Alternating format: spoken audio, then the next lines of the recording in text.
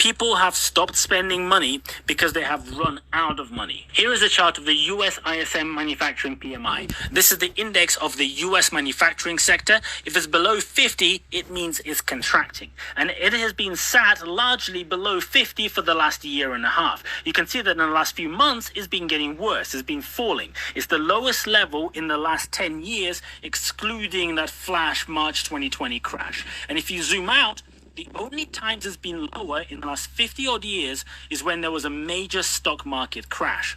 People have stopped spending on non-essential purchases. Yesterday, the Wayfair CEO likened home goods slowdown to the 2008 financial crisis. People are just not buying a new sofa because the old sofa will do.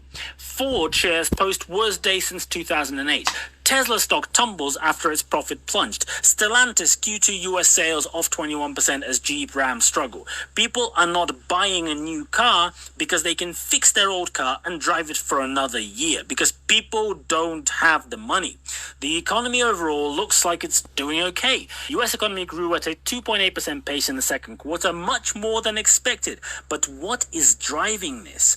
Well, here is the most recent inflation data. The average inflation is 3%, but which numbers on the right are much higher than average, are much higher than 3%. Well, electricity is at 4.4%, piped gas is at 3.7%, shelter is at 5.2%, that's rent and mortgages, and transportation services are at 9.4%. That's almost all down to car insurance.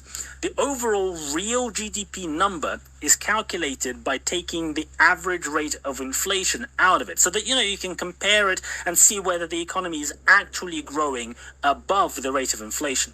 The problem is that electricity and gas bills, rent and car insurance payments are up way more than average inflation.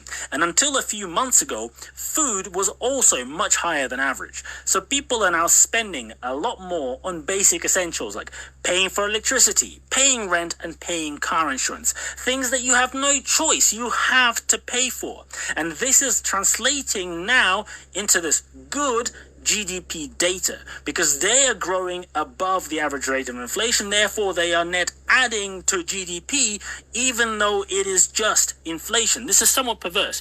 GDP is basically now growing to a pretty large degree because of inflation.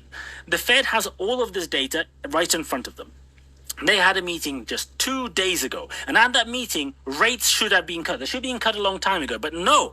Now we have to wait 2 whole extra months because the Fed is now, here we are.